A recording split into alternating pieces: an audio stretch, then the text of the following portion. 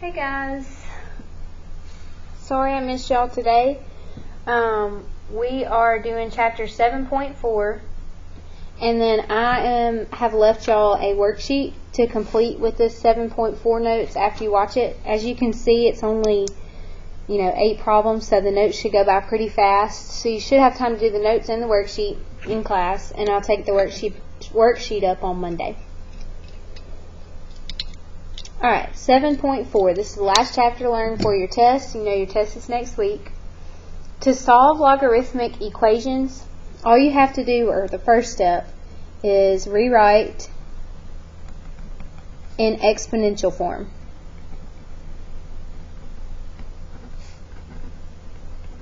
Rewrite in exponential form. We know this is logarithmic form because it has a log involved.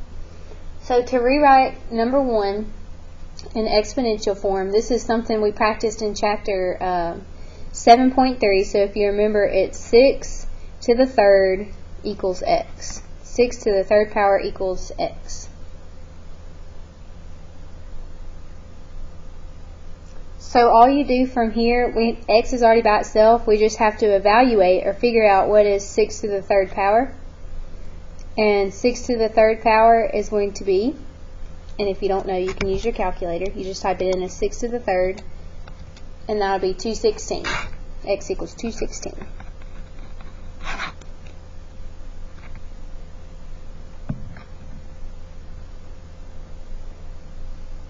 Alright, for the next one, same thing, rewrite it in exponential form.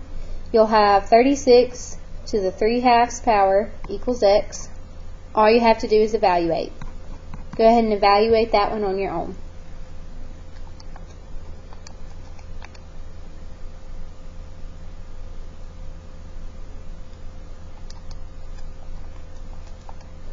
Alright, you should have gotten 216. I want you to try 3 on your own. So if you will just pause the video and let my students try this one on their own, and then guys, when you finish, look up so she can know when to unpause the video.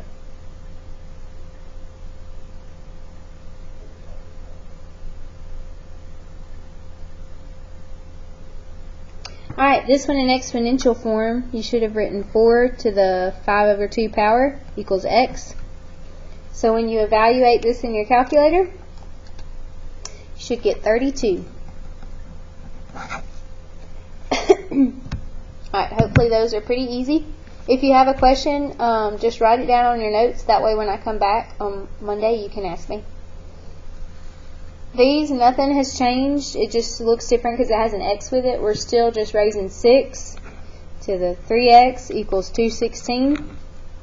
Now, in these, x, when we rewrote it in exponential form, was by itself. So all we had to do is evaluate.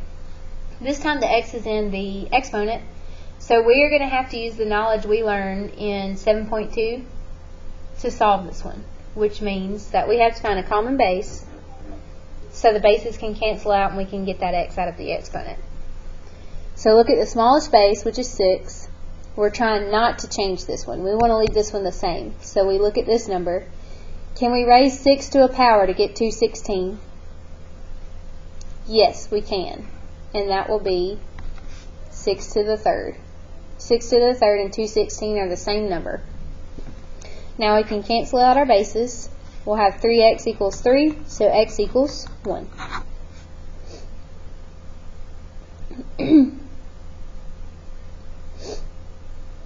Alright, for the next one, I'm just going to rewrite it in exponential form. I want you to do the same.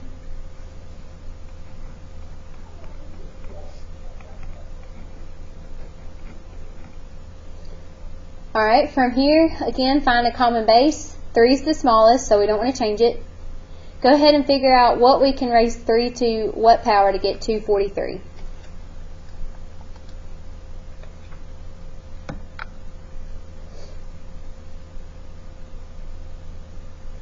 Alright, you should have gotten 3 to the 5th power. 3 to the 5th power is 243. So now cancel them, set the exponents equal to one another. And you can see that x is going to be 9.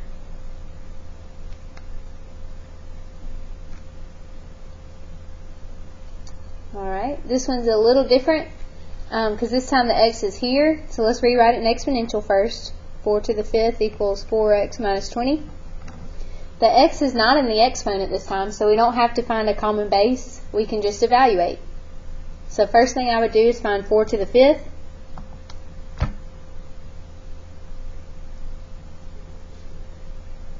Which is 1024 equals 4x minus 20. Now just go ahead and solve by algebra on your own.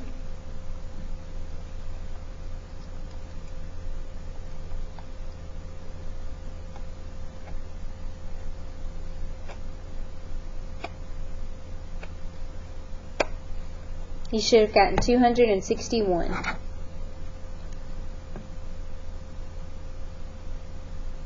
And you can check all of these by plugging them back in for x. Alright, this sentence says, if b is a positive number other than 1, then log b of x equals log b of y if and only if x equals y. So what I want you to get from this, b is a positive number, it has to be a positive number. Sorry, that's lunch bell. Alright, if b is a positive number other than 1, so if your base is positive, what you can do is cancel them out. If they're the same base and they're both positive, so that way you can set these equal to each other. So again, if they have the same base, you can cancel them out if there's one on each side. Kind of like the same thing here when we cancel out the bases here. You can do the same thing here in logarithmic form as exponential form. Just have to be the same b right there. So like on number 5, the base on each side is what? 2. And because there's one log 2 on this side, one log 2 on this side, just like if there was a 6 and a 6, we can cancel them out and set these equal to one another. So we got x squared minus 4 equals 3x. We have two x's involved here. We want to get x just by itself. So if you can think what you need to do here, you'll know you'll need to subtract this 3x to move it over here. I can't combine any of these, so I'll write it in order, in standard form. X squared minus 3x minus 4 equals 0. You can see now you're going to have to factor, which is why we've still been practicing it in Math Workshop. Never goes away. So if I factor, factors in negative 4, that had to be negative 3. That's negative 4, positive 1. So my x's are 4 and negative 1. Now, one of the things with logarithms that you have not learned before is that you cannot take the log of a negative number, like negative 2. You cannot have logs of negative numbers. So, what you'll do to check these is plug each one back in to make sure you do not have any negative logarithms when you plug this x back in. For example, when I plug 4 in here, that give me 4 squared minus 4, so 16 minus 4, which is a positive 12. I plug 4 in here, I'll get 12. So you can see when I plug in a 4 for x, it's going to be positive number that we're taking the logarithm of. So this one's okay. But if I plug in negative 1 here, negative 1 squared is 1, minus 4 would be negative 3. Also on this side, when I plug in negative 1, I get a negative number right here. So this is not one of my solutions. It has to be something when you plug it in that will give you a positive logarithm. So if you were to put the answer as 4 and negative 1, it would not be correct. The answer is just 4 on this one. So make sure you always go back and check to make sure it's not negative. Alright, the next one.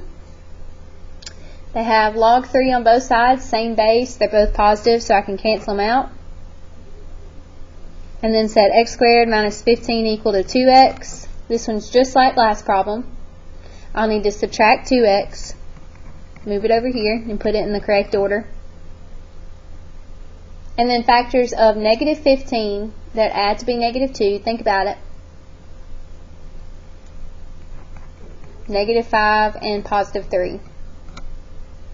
So my supposed answers are x equals 5 and x equals negative 3. Alright, let's check and make sure it's not going to give us a negative inside the log. So I plug in a 5, 5 squared is 25. minus 15 would give me positive 10. I'm okay. 5 times 2 is positive 10. I'm okay. Plug in negative 3, I'd get 9, because negative 3 squared is 9. Minus 15 would give me a negative number. Same thing on this side. So my only answer is 5. Now I know what you're thinking. Well, if it's just a negative answer, can I just count it out? No, you cannot. Because if it was like suppose this was just x squared, and I plug in a negative 3, that would give me a positive 9. So it's not just you can just mark out the negative answers. You have to plug them back in to see. I want you to try 7 and 8 on your own. And if you will just go ahead and pause the video so my students can try it on their own. And then guys, again, when you're done, just look up so they can know when to unpause the video.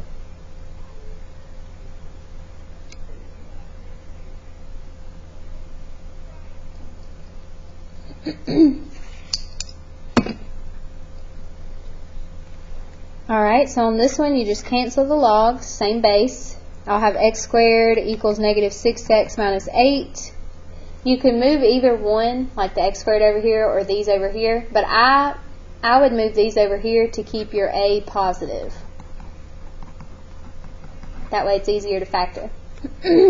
So factors of 8 that add to be 6, that's going to be 4. Excuse me, guys. And 2. So my supposed answers are negative 4 and negative 2. So let's check, make sure. If I plug in negative 4 here, that'd give me positive 16. I'm good. Negative 4 here would give me 24, positive 24, minus 8, which give me a positive number. If I plug in negative 2 squared, that gives me a positive 4. Negative 2 in here give me 12, minus 8. I'm good with both of these. So on this one I have 2 answers. Notice that both of these were negative. They both worked, right? That's why we can't just count out negative numbers. You have to go back and check them. Alright, on this one you are to mark out the logs, set these equal. Alright, I want my a to be 1, like positive 1, so I'm going to leave this on this side. So that means I'm going to subtract the 3x and the 8 from both sides. So I'd get 0 equals x squared minus 2x minus 8. Factors of negative 8 that add to 2. That's going to be negative 4 and positive 2. So my supposed answers are 4 and negative 2.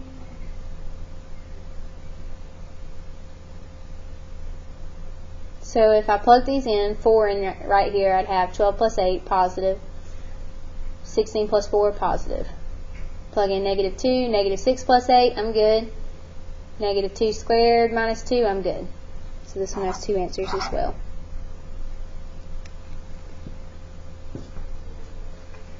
Alright, so that is the last chapter to learn before your test. Now I want to show you the worksheet you're about to get started on, and because there's a few problems I don't want you to do, so let me find the worksheet right quick.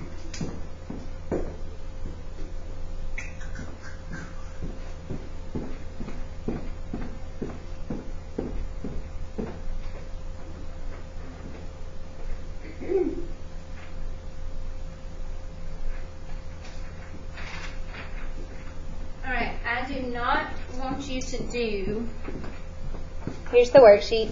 I do not want you to do numbers 8, 9, and 10, but the rest of them are due on Monday. I hope y'all have a fantastic weekend. If you have any questions, like I said, just write them down. And if you need help with this worksheet, come see me Monday during 0 period. I will be here.